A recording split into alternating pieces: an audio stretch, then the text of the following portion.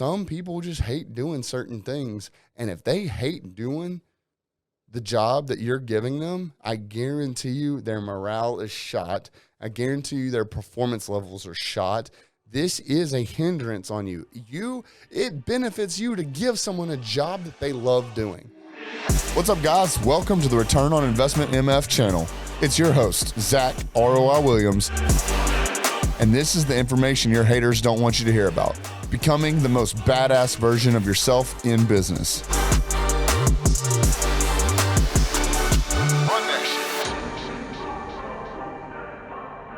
All right, guys, welcome to episode 6, and today we're talking about automating your processes and specifically the importance of it. On down the road, we're going to get into some of the specific tools, and you got to keep in mind that every industry is different, every brand is different, every business is different. So it's really what matters with you and what your operating processes are with your employees, your contractors, and things of that nature. But a big portion of this is going to be about buying back your time and being more efficient with your time.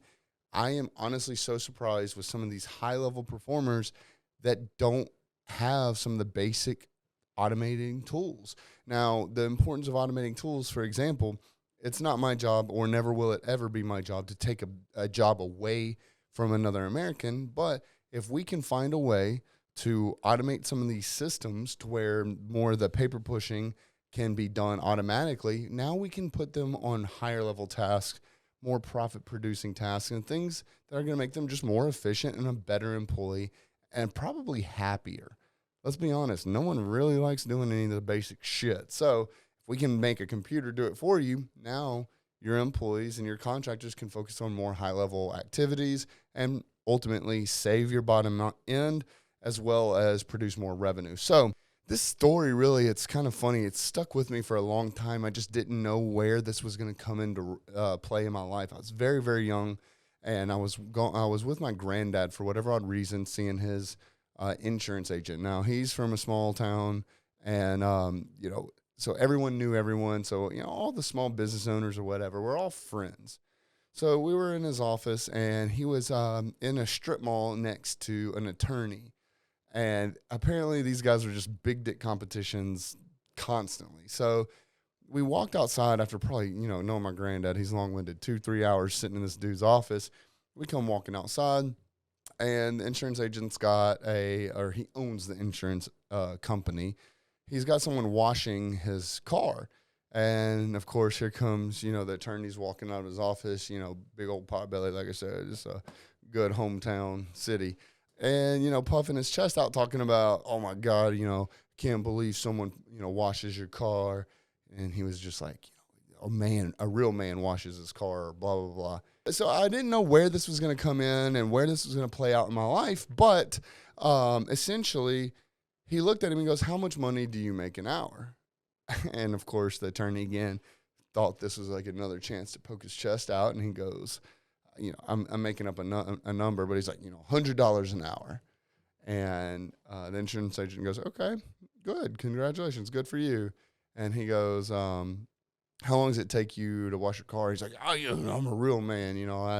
I get down there and I do this and I wax it and yada, yada, yada. And, so hour and a half, 2 hours, whatever. Insurance agent goes, cool. So, it costs you $150, $200 to wash your car, right? And he's like, what? No. I do it myself, so I save that money. He's like, no. You say you make $100 an hour. It takes you an hour and a half, 2 hours, so it costs you $150, $200 to, wash your car. He goes, I just paid this dude $50, and I went back inside and made another $100. So who's really out, the money now or that time? And who's the real man? And I was like, oh, my God, that's so awesome, man. I'm like 12 years old or something. So I just saw this dude just completely deflate. But that principle still applies in modern day with the technology we have to be able to automate a lot of these systems. Yeah, you can push the paper yourself, or you can do this, or you can do that. You can send automatic, or you can send text messages and emails, and the list goes on. And it's all going to differentiate depending on what industry you're in. But the principle is still the same, is no matter what it is, I can save $300 a month by not buying the software. Okay, that's fucking cool. Well, how many employees do you pay to produce the same level of work that software does for $300 a month. So are you really saving money or are you spending money? Oh, shoot, you don't have your employees do it. You do it. Okay. What's your time worth? How much do you charge? How much do you make an hour? Okay. So there's some real streamlined processes out there that are now, and there's even some companies out there. Again, I'm not going to start naming names because every industry is different. I don't want to push you off in the right direction. I'm highly encouraging you to go out there, do some research on your own industry, in your own fields, and find some of these softwares that can help you out. Find some of these tasks that, you hate. You hate doing. I don't do anything that I don't like. I either find a system or I hire someone to build a system to perform those tasks, or I hire a contractor or an employee. And listen, when I say this, I'm not hiring someone else to do my dirty work. I'm not hiring someone else to do something that I just hate to do and making someone else that hates to do it. I find someone that loves this stuff. You would be completely caught off guard if you started doing some research and started interviewing people to finding out what lanes they like to be in and what lanes they don't. Some people don't like to be in front of the camera. I love it. So I'm not going to hire someone to be in front of the camera, be the front man if they don't like it. Some people love doing all the analytical shit. Okay? There's some people love doing development. Some people just love doing manual labor. Some people love getting out there washing cars. Some people love cutting grass, okay? Everyone's different. So I'm not saying that I don't like doing something, so I'm going to put someone in charge to do it even though they don't like it, and I'm going to pay them whatever. That's not the case. I'm going to find someone that truly fucking loves what they do and put that puzzle piece in the hole, and then I'm going to have this beautiful masterpiece. That's what I do. That's what I love to do. I love what I do. I wake up every fucking day and I enjoy what I do. And I work a shit ton because it doesn't seem like work to me. This just happens to be a hobby that I get paid for. Okay. And I want that for all of y'all. But the only way to get there, the only way for you to actually be able to focus on the shit that you like is by finding other ways of doing the stuff that you don't like, either through an automated system or an employer or contractor. But it's modern times, man. I literally just had a meeting yesterday with a guy that blew my mind with some of the back-end CRM automations that he can do. And it's all because he loves to do it. So he does the research. He's spent years doing this and literally was geeked out on the call with me because I'm getting so amped up. I'm like, this is fucking awesome. And he's like, yeah, mate, that's really cool. And I'm like, this is cool. Like, he is amped up about these automation processes, and it's stuff that I never knew existed if I hadn't done the research. I would have never known these systems were as intricate as they were, or could be so customizable now. Whatever position you're in, I guarantee you there's a way to automate some of your processes. And again, I'm not here to take business away from anyone. I'm not here to take a job away from anyone. I'm just trying to find ways to help people perform more effectively, ultimately producing more revenue. Not only that, again, some people just hate doing certain things. And if they hate doing the job that you're giving them, I guarantee you their morale is shot. I guarantee you their performance levels are shot. This is a hindrance on you. It benefits you to give someone a job that they love doing. So let's start evaluating your company. Let's go through, let's figure out what the baseline automation systems we can start with that start on a low level. Start implementing some of those automated systems. It could be something simple like automated email systems or automated SMS systems or, drip campaigns or, specific social media, ads with webhooks that, produce into your CRM system or your project management system, whatever the case may be. Let's automate some of that. So instead of, Susie in accounting gets an email that y'all got a new lead and then she has to go send that email to one of your sales staff and then this and that. Let's automate that. All right. I own a marketing company and I joke all the time that yes, we are a marketing company, but a majority of the way that we process our clients from stage 1 to stage 2 to stage 3 to stage 4 is automations. We're a marketing company. We market. That's what we do. That's what we love to do. But the biggest portion of eye-opening and just earth-shattering information that we're able to provide for some of these clients, and we're talking high-level clients, is the way that, yes, we can do the marketing and we can process it, but their entire sales system we can control the entire customer journey. My favorite thing in the world when I'm talking to a prospect that it owns a company that is, especially like in lead management, or like, they produce services for people, is I ask them, okay, what is the entire first call that you have when you call a cold lead? I want to eliminate that entire first call.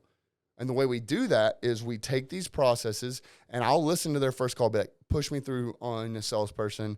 Don't tell them that I'm calling, and I want to see what questions they ask. I'll document what questions they ask. I'll ask the order that they ask them in, or I'll find out the order that they ask them in, see the level of importance, and which portion of it's like critical information, which portion of it can be left off, and which portion of it, is maybe sensitive information. I'll go through that system. I'll listen to them, and then I will literally eliminate that entire first call, because most of these companies that offer services or whatever make that first call to that lead. What I do is I will take all that information and I will put it into a system that does all that before that lead even gets on the phone, because now that first phone call, which used to be like more prospecting, more nurturing, more just giving them the information that they need to make an educated decision, I eliminate that process. So when you actually have your quote unquote first call with them, you have everything you need to close them right then and there. So I eliminate that entire first call. So now we're being more efficient with our time, because now, say for example, it's an insurance company, their height, their weight, if they're smokers or not, what their medical history is, and this, that, whatever. And before anyone that's out there listening is like freaking out about HIPAA laws, we have processes that handle all that. That's completely HIPAA compliant, stuff like that. So don't let that distract you. The point of the matter is we ask all this information. So now, instead of you having to take your first call and then you asking all these stupid questions and then having to go and get it through to underwriting or process, or whatever your company is set up, if it's got to go to a manager to be approved, or you've got a sales staff that's got to go through it and evaluate it, or maybe I don't know, whatever your process is. Now you've already done that. So when you have that first contact with them, yes, Mr. Williams, this is the information. These are the 3 quotes that I provided for you. What credit card would you like to put on file to go ahead and get this started? Boom, done. All right. So now we're speeding up this process. So we've eliminated the entire first call. Now our clients customers are already going to know kind of what ballpark they're going to be in, where they're going to be at. And when they get on that first call, it's a closed deal. You just close it or you don't and move on, instead of wasting time on the first call and then having to do all your research and then having to call them back and then getting on the call with them to find out you lost the deal. You're going to know within the first 5 minutes if you got the deal or you don't have the deal, because you just give them the quote. Obviously, depending on what your system is and what your script is, you want to kind of warm them up, start some rapport, get to know them, whatever, depending on if it's a cheaper product or if you're doing high ticket sales. But again, we automate the entire process. We got a client that we were able to take from $1 million annually consecutively to over $3.5 million within our first year working together. And a majority of that was just fixing some of the advertisement copy, fixing some of the ads. But the majority of being able to produce more was from automation, because at some point, your sales staff or your sales team or whatever is only going to be able to do a certain amount of volume. And that's because of how much nurturing is involved, or how many processes that you put in place in the very beginning of that before you get to the level to where you can start closing more people. So if we automate a majority of that process, now your same sales staff, maybe we shorten this sales process by 50%. Now that means your sales staff can do double the amount of sales, which is exactly what we did for this client. We were able to speed up. The average phone call for this client's team was taking about 45 minutes to close the deal. He's high ticket, $15,000 to $30,000 is what it costs. So average phone call for a salesperson to be able to nurture them through the process, get them all the way through, and actually close the deal was about 45 minutes. And that, you want to talk about a fucking tough pill to swallow? is when you spend 45 minutes with someone and it doesn't close. So we were able to speed that 45 minutes up to a 15-minute phone call. Our scheduled calls for them now are 15-minute slots versus 45 minutes. And, you know, I just like, I know some of you are going to be listening to audio only. If you had seen the video, I like just got like a brain, light bulb went off, but that's triple. We tripled his sales. We took him from 1 million to, 3.5 million. And that's because we cut their sales staff by a third. If you listen to one of the other episodes where I started talking about, when my sales and marketing career really started taking off, was because I started making triple the phone calls, and literally my checks were 3 times bigger. I just had like a light bulb go off. It's the same concept, guys. Instead of doing triple the amount of work, we cut the workload by a third. And again, therefore, the sales tripled. So, what processes, start thinking about what processes within your own organization that you can cut out.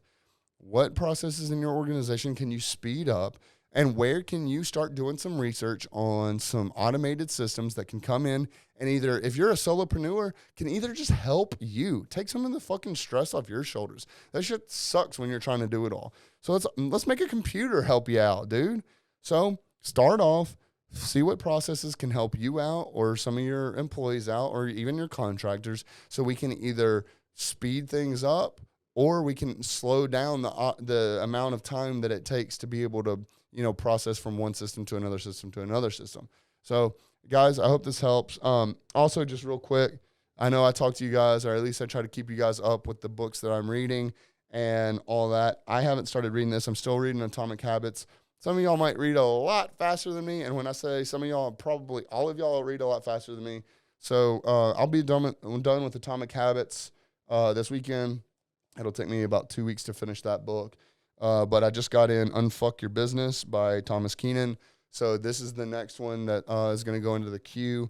But I just like to keep you guys updated with what books I'm buying, not buying, whatever. So I hope this guys, I hope this helps. This is the importance of automating your processes. Again, in the future, we'll start getting into more technical stuff, industry-specific automated, systems and stuff like that. But please go out there, do a little bit of research on your own industry, see what's working for other people, what's not working for other people, and see what you can apply to your own business to take you to the next level. Again, Zack ROI Williams, and this is Return on Investment EMS.